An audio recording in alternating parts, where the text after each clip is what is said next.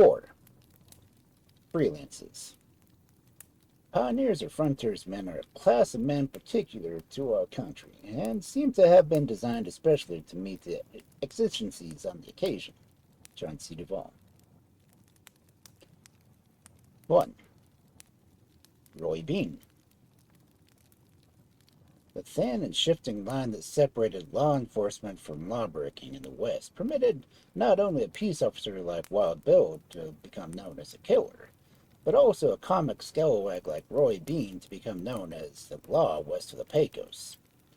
A Kentuckian by birth, he counted the art of bluff as part of his backwoods heritage, and in his late 50s, after knocking about California, New Mexico, and Texas, playing for small stakes as an adventurer and a jack of all trades, saloon keeper, ranger, bullwhacker, blockade runner, wood merchant, he gave up fortune hunting and sought the limelight.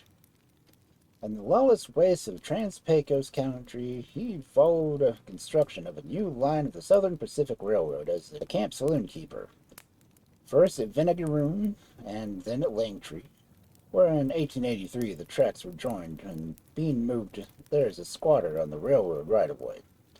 With some 8,000 workers on their hands, the railroad contractors learned the truth of the saying that west of the Pecos there is no law, and called the Texas Rangers to help counteract crime. On August 2nd, 1882, Roy Bean got himself appointed Justice of the Peace, on a hunch that it might be as doubly profitable to preside over both the barroom and the bar of justice. From then until his death in 1903, he held court in the Jersey Lily Saloon, named, like the town, for an English actress, whom Bean never met, but who visited the place after his death. The judge who specialized in finable cases and kept most of the fines was not uncommon in the West, but Roy Bean was the most famous example of the type. In fact, even during his lifetime, his legend reached the proportions that his brother Sam wrote of him. You may have graduated from Yale or Harvard and carry a number of diplomas, but if you have not seen or heard of Judge Roy Bean of Texas, you are groping in darkness, and there yet remains a large space to be filled in your classical head. There was plenty of precedent for Roy Bean in the usual Western law, or sheriff, who was judge, jury, and executioner, all in one, and in frontier vigilantism. In fact, he had had first-hand knowledge of the latter when he narrowly escaped from hanging for killing a rival in a love affair in California. And the many anecdotes of his shady business dealings before he became the law west of the Pecos testified to the native shrewdness and bluster which enabled him to dispose of many cases his own way. At any rate, the red rope band that he wore about his permanently stiff neck, usually hidden by a bandana, was his only diploma, and his only law book was the Revisited Statutes of Texas for 1876. But he inspired respect for the law with his 2 6-shooters, and such bizarre punishments as the use of an old bear and steak method for sobering up drunks, while the stories of his weird decisions and judgments entertained the newspaper, public, and became classics of the Southwest bench and bar. And his comic role for fining Judge Roy Bean rivals the most famous hanging judge of Fort Smith, Arkansas, Isaac C. Parker.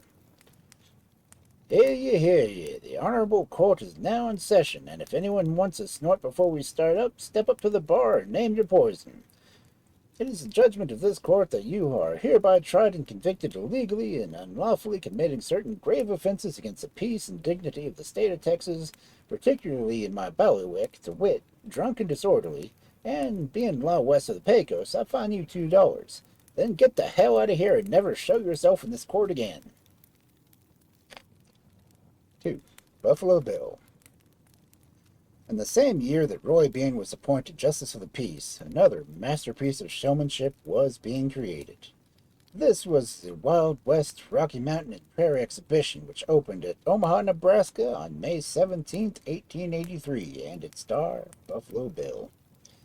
Of all the types of showmen produced by the histrionic West, none was more characteristic of the professional Westerner, long hair and fringed buckskin.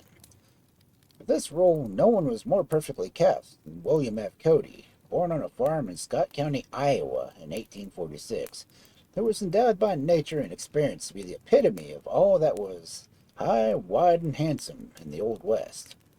Having lived all his life on the plains in almost every capacity, herder, hunter, pony express rider, stage driver, wagon master in the quartermaster's department, and scout of the army, to quote his press agent, and finding all the Indian wars fought and himself out of a job in 1869 at the age of 26, Buffalo Bill discovered his true mission as a buffalo hunter employed by the Kansas Pacific to supply meat for the construction crews. He had won his own name, killing 4,280 buffalo in 1 year. Always something of a show-off, he now took to performing stunts of horsemanship and marksmanship, and fell in with the promotion schemes of James Gordon Burnett, editor of the New York Herald, who had employed him as a guide on a hunting trip, and Ned Buntline, E.Z.C. Judson, the author. In February 1872, Buffalo Bill came to New York at Bennett's expense for the opening of Fred G. Mader's play, inspired by Buntline, Buffalo Bill, King of the Bordermen, taking a bow before the audience, and in December of the same year, he made his first stage appearance in Chicago in Bluntline's Scouts of the Prairie. Ned Buntline, from whom Buffalo Bill parted after his first theatrical success, was only the first of 4 creators of Buffalo Bill. The second was Major John M. Burke, the world's greatest press agent, who publicized Buffalo Bill's duel with the Yellow Hand in 1876, and was publicity man of his Wild West, which Nat Salisbury, who was the number 3, suggested. The fourth was Prentice Ingraham, author of over 200 dime novels about Buffalo Bill. This way, unlike those popular heroes who grew in folklore ferocity, Buffalo Bill was the subject of the deliberate and infinitely skillful use of publicity. Although Buffalo Bill lived to see himself and the Wild West show outmoded, as he was one of the passing of the Old West, the legend of the West, which was partly his creation as he in turn was its creature, still lives in Western paper magazines and movies in the hearts of Americans. 3.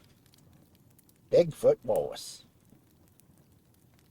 Your true Western original was an unassuming fellow, free from sham heroics, who, though 6'2" in his moccasin feet, and head and shoulders above the rest as a fighter and storyteller, was yet guileless and unsuspicious as a child, and whenever in conflict with a shrewd, calculating man of business, was helpless as a stranded whale. This is the stuff of which provincial heroes are made, and such was William A. Big-Foot Wallace, born in Virginia in 1816 and noted as a Texas scout and ranger.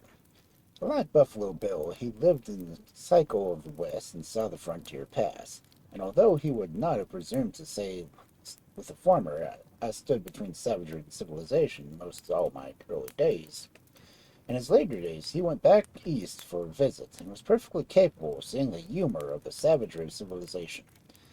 The Adventures of Big-Foot Wallace, by John C. Duvall, first Texas man of letters, who served with Bigfoot and Jack Hayes' company of Texas Rangers, is a result of a happy collaboration between a provincial hero and a provincial writer. Always free and at home with himself, writes J. Frank Dobie, Bigfoot seems to have opened up to Duvall with the utmost gusto, and Duvall took the bridle off him and slapped his rump with reins and told him to hiss his heels to heaven. Although the two were pretty well mixed, Duvall emerges an artist and Bigfoot emerges robust, as natural as daylight and as red-blooded as a maverick yearling. By virtue of Duvall's narrative, he remains the saltiest, rollickiest, most genial, most individualistic pioneer, Indian fighter, Mexican layer-out, and lone wolf dweller of the open range that Texas ever had. In the last portion of the book, the lone wolf character of Bigfoot is seen at its best by contrast with the settlements and with his fish-out-of-water experience on the farm, proving that you can take a boy out of the wilderness, but you can't take the wilderness out of it. And that Innocents Abroad is still one of the best devices of satire.